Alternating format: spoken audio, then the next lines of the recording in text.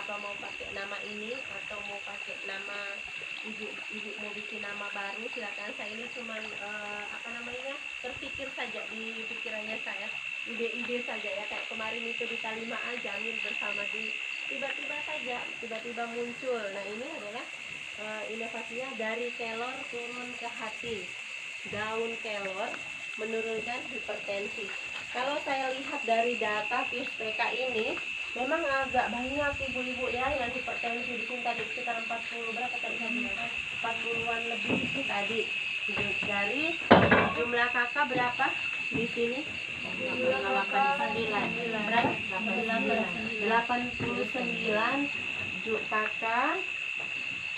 Kemudian itu ada 48.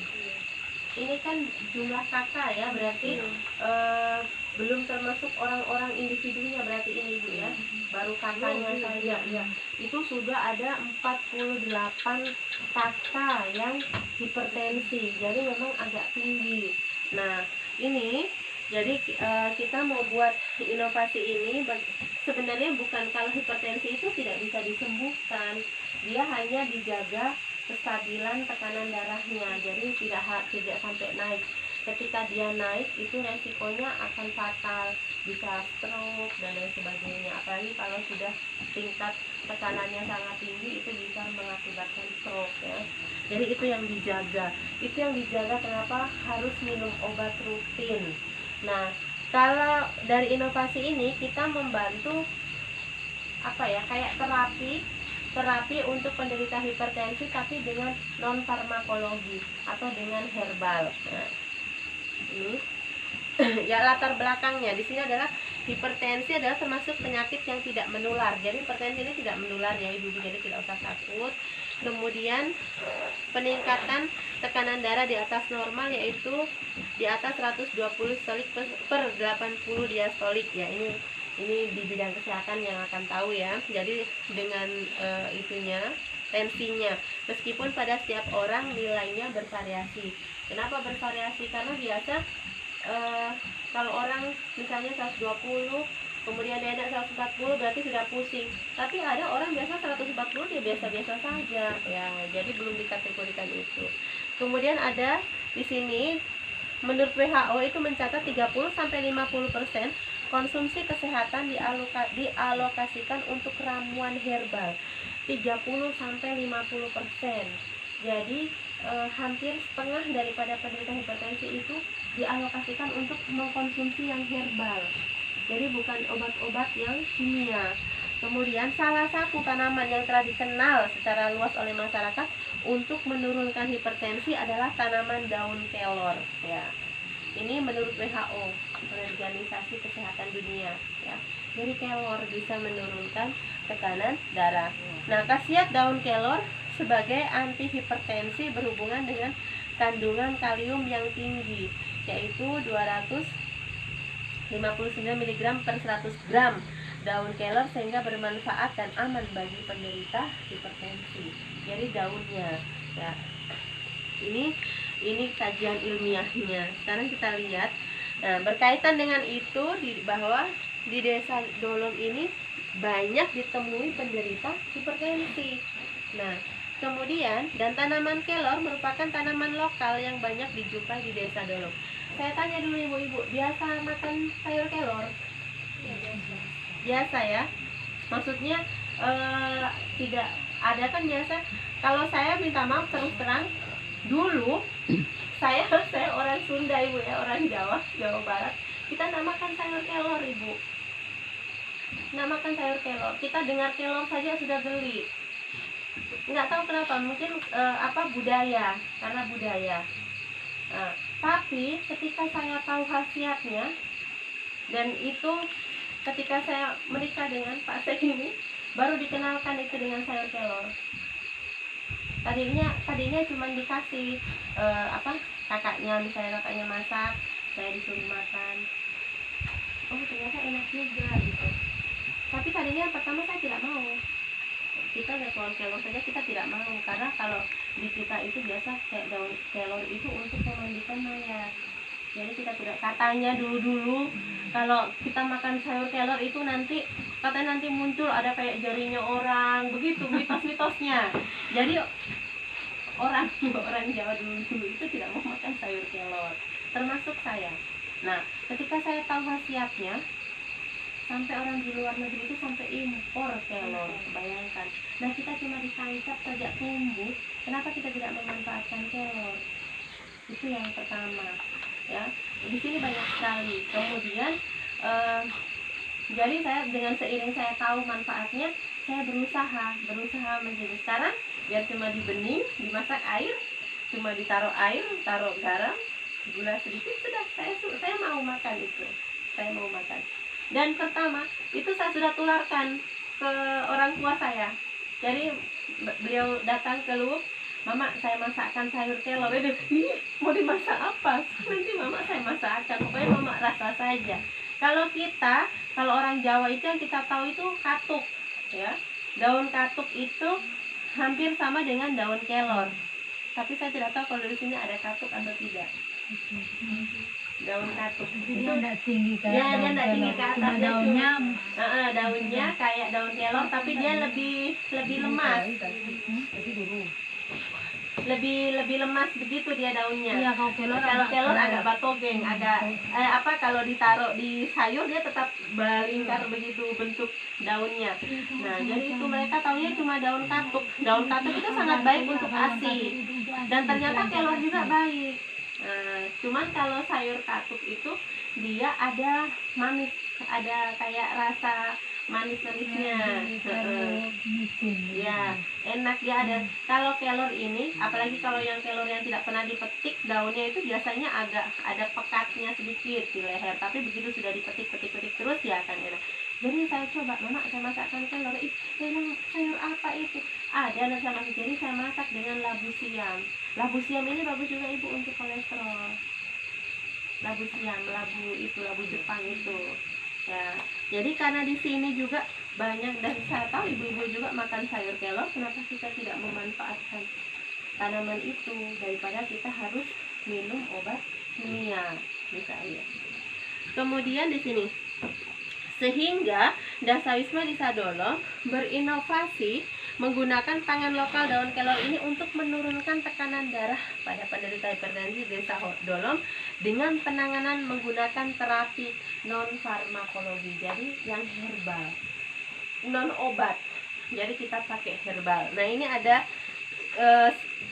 bentuk pengolahannya, yaitu bisa dalam bentuk seduhan teh, ya. Kalau dalam bentuk seduhan teh ini daun kelornya itu dikeringkan, tapi dikeringkannya tidak boleh terkena sinar matahari. Jadi cuma diangin-anginkan. Kalaupun dia diangin-anginkan, itu harus dalam situasi yang steril keadaannya. Jadi tidak boleh juga digantung kalau di pinggir jalan, oto lewat, abus, kemudian steril. Jadi dikeringkannya itu cuma ditaruh saja di ruangan sampai dia kering sendiri, baru itu di blender, itu jadi teh, untuk teh kelor. Kemudian bisa juga ekstrak dalam kapsul. Tapi kalau yang sudah namanya ekstrak, ibu ya, beda kalau dengan yang masih segarnya. Nah, kemudian ada yang dibuat sirup. Nah, ini nanti kita bisa browsing. Kalau yang bagaimana yang dibuat sirup kelor, ya. Kemudian bisa disajikan sebagai hidangan sayur daun kelor. Nah, kalau sayur ini banyak ya. Bisa dibening, bisa disantan. Tapi kalau hipertensi boleh juga disantan deh. Mantap. Buat kelor untuk menurunkan hipertensi, tapi disantan pakai kepala santan. Aduh, bahaya. Jadi dibening saja kalau untuk penderita hipertensi. Bahkan dikonsumsi sebagai rebusan daun kelor. Nah, rebusan daun kelor ini yang untuk penderita hipertensi. Menurut penelitiannya itu caranya, sapu ikat daun kelor yang telah dipisahkan dengan bagian tangkainya direbus menggunakan 3 gelas air sampai menjadi 1 gelas dan diminum sekali habis pada malam hari. Ini dilakukan lebih kurang 14 hari kemudian untuk mengecek penurunan tekanan darahnya yang signifikan. Nah, ini yang kita mau lakukan, Ibu. Ini yang kita mau lakukan. Nanti kita mau data, jadi ibu-ibu di 10 kakak binaannya ibu itu berapa orang yang hipertensi. Kemudian kita lakukan terapi ini. Ini kan baru penelitiannya orang, Ibu ya. Kita belum tahu sendiri. Jangan sampai kita bilang-bilang begini kok tidak turun. Jangan sampai kita bilang-bilang begini kok tidak turun. Ya. Jadi kita mau lakukan dulu ini. Kita mau cari dulu sampel berapa orang yang minum rebusan daun kelor dan kemudian dicek tekanan darahnya turun, berarti penelitian ini benar dan kita akan lakukan terus. Setelah itu baru kita akan launching inovasi kita 14 hari. Jadi cari orang yang memang betul-betul dekat dengan ibu-ibu yang ibu pantau. Tiap malam dia minum itu air rebusan itu. Dan satu hal lagi ibu, daun kelor itu lebih bagus dikonsumsi tidak lebih dari 4 jam setelah dipetik dari tangkainya. 4 jam dari pohonnya itu tidak boleh.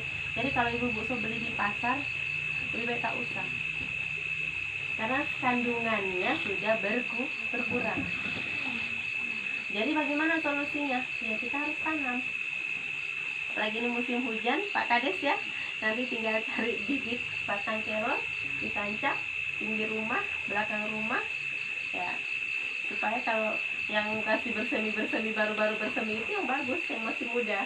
Jadi dari awal sudah dipetik-petik memang. Nah ini yang kita mau terapkan di desanya ibu ini. Mudah-mudahan berhasil.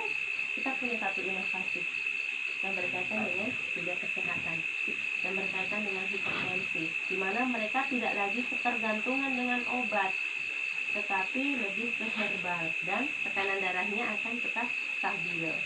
Itu yang dijaga. Kenapa penderita hipertensi harus minum obat? Karena supaya menjaga kestabilan tekanan darahnya. Tapi kalau misalnya tanpa minum obat tapi dengan menggunakan ramuan herbal tekanan darahnya terjaga, alangkah baiknya pakai yang herbal, ya kan? Daripada pakai yang obat kimia. Nah, jadi ini yang saya tawarkan, bukan tawarkan, artinya kita kerjakan bersama. Ya, tentunya ada di Kades nanti yang memantau. Dan memang ini akan, kalau di awal ibu-ibu masih berat ya, di awal itu masih berat, saya yakin segala sesuatunya ketika kita mau mengawali segala aktivitas itu pasti berat. Kita mau pergi, misalnya kita ada pertemuan jam 2 siang, kita masih tidur, berat sekali tidak ibu? Berat. Mengawali sesuatu itu berat, tapi ketika sudah jalan, kita sudah dapat hasilnya, kita akan semangat untuk melakukan itu. Dan saya berharap ibu-ibu semangat dengan itu, karena saya juga semangat ini. Jadi kita sama-sama semangat. Jadi itu saja mungkin ibu-ibu, nanti kita sharing ya. Jadi saya tidak menggurui, kita sharing tentang inovasi ini. Kita mau sinkron data dulu. Setelah itu kita dapat mana penderita-penderita hipertensi yang kira-kira kita bisa intervensi selama 14 hari itu. Tentunya kita perlu dukungan juga dari TK, karena yang tensi ini TK. Jadi bukan nanti ibu-ibu yang tiba-tiba tensi. Tensi awal baru diterapi selama 14 hari dengan daun kelor, stabil tidak darahnya. Tentunya ibu-ibu bukan cuma nanti kontrol minum rebusan daun kelornya, tetapi asupan makanannya juga ibu-ibu kontrol. Jangan dia minum rebusan daun kelor tapi dia konsumsinya ikan garam ya. Jadi itu jadi salah satu faktor juga ya. Itu salah satu faktor juga, karena memang kalau sudah penderita hipertensi, semua makanan yang memicu itu harus dihindari. Jadi jangan dia makan ikan garam, kontra dia makan ini nasi kuning kepala santan, ya berarti bahaya. Jadi sekian ibu-ibu ya, kita akan sharing. Siapa tahu ada ibu yang perlu tanyakan, nanti kita bisa sharing. Terima kasih, ini dari saya. Assalamualaikum warahmatullahi wabarakatuh.